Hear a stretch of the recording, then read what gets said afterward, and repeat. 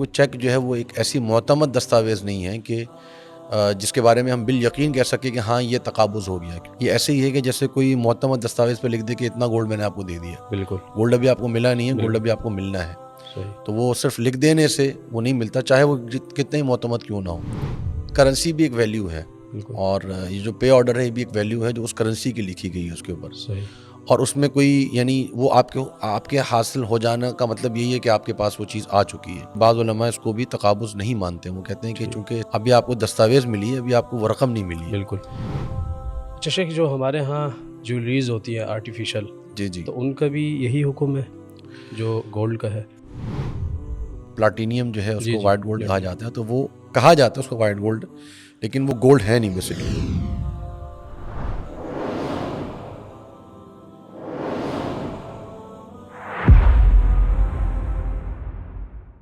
السلام علیکم ورحمۃ اللہ وبرکاتہ. الحمدللہ والصلاۃ والسلام علی رسول اللہ وبعد.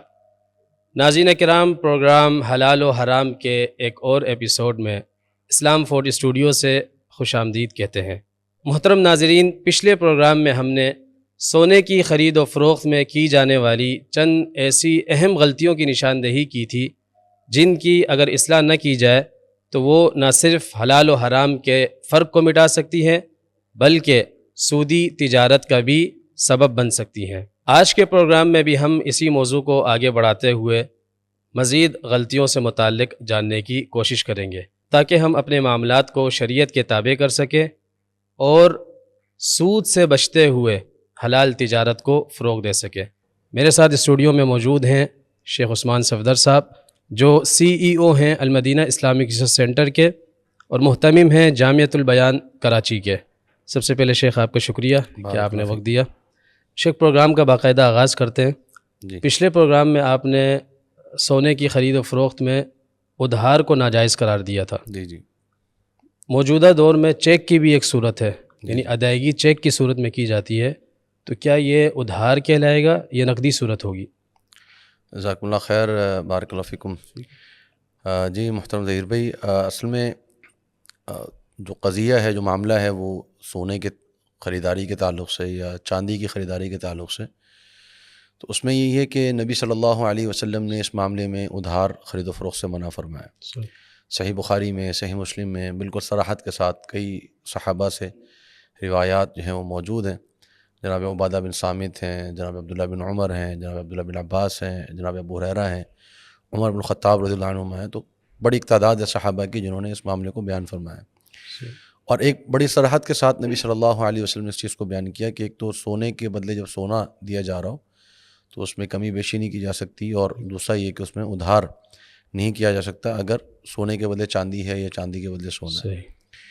تو چونکہ ہم یعنی علماء کے نزدیک جو کرنسی ہے آج کی, تو وہ چاندی کے حکم میں آتی ہے یا اس کا تعلق ایک قیمت کے ساتھ اور کرنسی کے حساب سے ہے, تو اس کا حکم بھی سونا چاندی والا ہی ہوتا ہے. تو اس لیے علماء یہ بیان کرتے ہیں کہ ادھار خرید و فروخت جو ہے وہ جائز نہیں ہے. اب جہاں تک آپ نے ذکر کیا چیک کے حوالے سے, تو بینک کا جو چیک ہوتا ہے اس کی دونوں صورتیں بنتی ہیں. یعنی ویسے چیک اصل میں ایک دستاویز ہے, ایک ڈاکومنٹ ہے کہ جو اس بات کی نمائندگی کر رہا ہوتا ہے کہ اتنی رقم آپ جو ہے وہ میرے اکاؤنٹ سے جا کے حاصل کر سکتے ہیں. تو جب بھی میں کسی کو چیک دیتا ہوں تو وہ بینک میں جائے گا, اپنے اکاؤنٹ میں جمع کرائے گا, تو میرے اکاؤنٹ سے اتنی رقم منہا ہو جائے گی. اب یہاں علماء کا ایک طبقہ ہے جو یہ کہتا ہے کہ جی چیک جو ہے وہ ایک نقدی کی ہی صورت بن جاتی ہے, کیونکہ یہ ایک دستاویز ہے جو کہ دی جا رہی ہے اور اس کے اوپر ایک ویلیو اس کی لکھی ہوئی ہے, رقم لکھی ہوئی ہے. تو وہ رقم جب اس پہ لکھی گئی ہے تو نوٹ کے اوپر بھی رقم ہی لکھی ہوتی ہے. تو وہ گویا کہ وہ اسی کی رسید ہے رقم کی, اور یہ اس وجہ سے اس کو ہم جس کو ہم کہتے ہیں پوزیشن ہونا یا تقابض یا قبضہ ہونا مجلس کے اندر ہی, کہ وہ سونا لے رہا ہے اس میں وہ چیک دے رہا ہے, تو وہ تقابض ہو گیا. لیکن ایک طبقہ علماء کا اس طرف بھی ان کا موقف گیا ہے کہ چیک جو ہے یہ ادھار کی صورت بن جاتی ہے.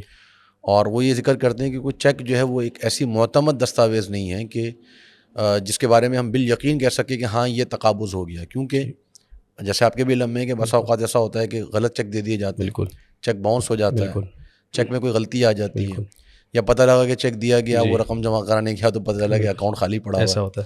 تو اس کا مطلب یہ ہے کہ وہ رقم کی اصل معتمد دستاویز نہیں ہے, بلکہ وہ ایک حصول کا ذریعہ ہے. رقم کے حصول کا ایک ذریعہ ہے، رقم ابھی حاصل ہوئی نہیں ہے، کرنسی کے احکام اس پر لاگو نہیں کرنسی کے احکام اس طرح لاگو نہیں ہوں گے. ویسے وہ مطلب ویلیو تو اس کی لکھی ہوئی ہے، ٹھیک، لیکن یہ کہ تقابض کے لیے اس کی یا جس کو ہم پوزیشن کہتے ہیں قبضے میں لینے کے لیے جو مجلس میں ضروری ہے، بالکل تو اس کی یہ صحیح طور پہ نمائندگی نہیں کرتا اگر چیک کو دیکھا جائے. بالکل. ہاں اگر پے آرڈر کی صورت ایک ہوتی ہے، جیسے پے آرڈر ہے تو اس پہ چونکہ جو ویلیو لکھی ہوئی ہے وہ بالکل کنفرم ہے کہ ہاں یہ جو ملے گی آپ یعنی تصدیق شدہ ہے. تصدیق شدہ ہے، بالکل تو اس کو بعض علماء جو ہے وہ تقابض کے اس میں معاملے میں لے کر آتے ہیں، اور وہ کسی حد تک گنجائش اس کی کہی جا سکتی ہے کہ وہ نکل آتی ہے. لیکن جب ہم اسے کرنسی نہیں مان رہے جی، تو پھر یہ گنجائش کیوں دے رہے ہیں؟ کیونکہ وہ اصل میں کرنسی بھی ایک ویلیو ہے، بالکل اور یہ جو پے آرڈر ہے یہ بھی ایک ویلیو ہے جو اس کرنسی کی لکھی گئی ہے اس کے اوپر، صحیح. اور اس میں کوئی یعنی وہ آپ کے حاصل ہو جانا کا مطلب یہی ہے کہ آپ کے پاس وہ چیز آ چکی ہے. صحیح. لیکن میں نے جیسے عرض کیا کہ بعض علماء اس کو بھی تقابض نہیں مانتے، وہ کہتے ہیں کہ چونکہ اس کے ساتھ بھی ابھی آپ کو دستاویز ملی ہے، ابھی آپ کو وہ رقم نہیں ملی ہے. بالکل یہ ایسے ہی ہے کہ جیسے کوئی معتمد دستاویز پہ لکھ دے کہ اتنا گولڈ میں نے آپ کو دے دیا، بالکل گولڈ ابھی آپ کو ملا نہیں ہے، گولڈ ابھی آپ کو ملنا ہے. صحیح. تو وہ صرف لکھ دینے سے وہ نہیں ملتا، چاہے وہ کتنے ہی معتمد کیوں نہ ہو. صحیح. لیکن ایک طبقہ علماء کا اس طرف بھی گیا ہے کہ چونکہ کرنسی بھی ایک ویلیو ہے اور پے آرڈر بھی ایک ویلیو ہے، تو لہٰذا وہ لیکن شیخ یہاں کنفرم ہے. دونوں ویلیوز میں فرق نہیں کریں گے؟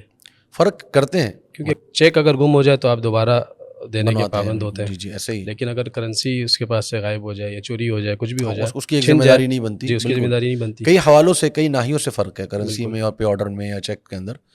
تو میں نے جیسا عرض کیا کہ ایک طبقہ علماء کا جو ہمارے عرب کے اندر بھی ہیں، بر صغیر میں بھی ہیں، تو وہ پے آرڈر کے حوالے سے ان کا ایک پھر بھی ایک موقف ہے. چیک کے حوالے سے تو موقف بہت کمزور ہے. پے آرڈر کے حوالے سے ایک موقف ہے جس میں تھوڑا بہت ان کی مضبوطی اس لحاظ سے ہے کہ جی معتمد دستاویز ہے اور ایک تقابض ہی کی صورت بن جاتی ہے. لیکن بہرحال اس میں صحیح بات یہی ہے کہ احتیاط کا تقاضا یہی ہے کہ کرنسی ہی دی جائے. صحیح. اور چیک کی تو ظاہری بات ہے گنجائش نہیں بنتی، لیکن پے آرڈر کی جو علماء گنجائش بناتے ہیں تو اس میں بھی اختلاف کی صورت موجود ہے. اور چونکہ یہ معاملہ سود کی طرف لے جاتا ہے تو بہتر یہ ہے کہ انسان احتیاط کرتے ہوئے اس سے اجتناب کرے تو بہتر ہے، اور کیش کی ہی صورت اختیار کر لے تو زیادہ بہتر ہے. ٹھیک ہے. ڈیبٹ کارڈ کا بھی حکم ہے اگر ڈیبٹ کارڈ سے ادائیگی کر رہے ہو؟ جی جی، ڈیبٹ کارڈ میں، کریڈٹ کارڈ میں بھی یہ ہوتا ہے. ڈیبٹ کارڈ میں ویسے تو یہ ہوتا ہے کہ آپ مطلب ادائیگی کرتے ہیں تو میری جانب سے تو رقم ادا ہو گئی، صحیح، اور میں نے گولڈ لے لیا، لیکن ابھی میری جانب سے جو رقم ادا ہوئی ہے وہ ابھی ایک ذریعے کے پاس پہنچی ہے. اور ہوتا عموماً یہ ہے کہ ڈیبٹ کارڈ کے تھرو جو پیمنٹ کی جاتی ہے وہ بسا اوقات فوراً ٹرانسفر نہیں ہوتی، میری اکاؤنٹ سے نکل چکی ہے، آپ کی طرف ٹرانسفر نہیں ہوئی، تو اس کی سیٹلمنٹ ہوتی ہے. تو سیٹلمنٹ جو ہے وہ ممکن ہے اسی دن ہو جائے یا کچھ وقت کے بعد ہو جائے. تو اب چونکہ سیٹلمنٹ میں ایک وقفہ آ گیا ہے، لیکن سیٹلمنٹ ایک ایسی چیز ہے کہ جس میں ابھی یعنی اب وہ میری طرف ریٹرن نہیں آ سکتی، میری طرف سے ادائیگی ہو چکی ہے اور اب آپ کا معاملہ اور تھرڈ پرسن کا معاملہ ہے، اس کے پاس وہ چیز قبضہ نہیں ہوتا اس میں. بہرحال قبضے کی صورت وہ والی نہیں ہے، لیکن چونکہ سیٹلمنٹ آپ نے ایک ڈیبٹ کارڈ کو جب آپ کرتے ہیں، سویپ کرتے ہیں، تو جو آپ کے پاس رسید آتی ہے تو وہ رسید اس کی ایک بن جاتی ہے کہ صورت کہ میرے پاس یا میرے لیے ان کے پاس یہ رقم انہوں نے ادا کر دی ہے اور یہ فلاں شخص کے پاس موجود ہے. صحیح. جی. تو کریڈٹ کارڈ تو ویسے بھی علماء استعمال حرام کہتے ہیں کیونکہ اس کے اندر تو سودی صورت ہوتی ہے، لیکن ڈیبٹ کارڈ کا بہرحال استعمال ہوتا ہے اور وہ جائز بھی ہے استعمال کرنا. لیکن گولڈ کے معاملے میں چونکہ سیٹلمنٹ درمیان میں آ جاتی ہے، اس لیے وہ قبضے کی وہ والی صورت نہیں بنتی ہے کہ جو مطلوب ہے شریعت کے اندر. بالکل.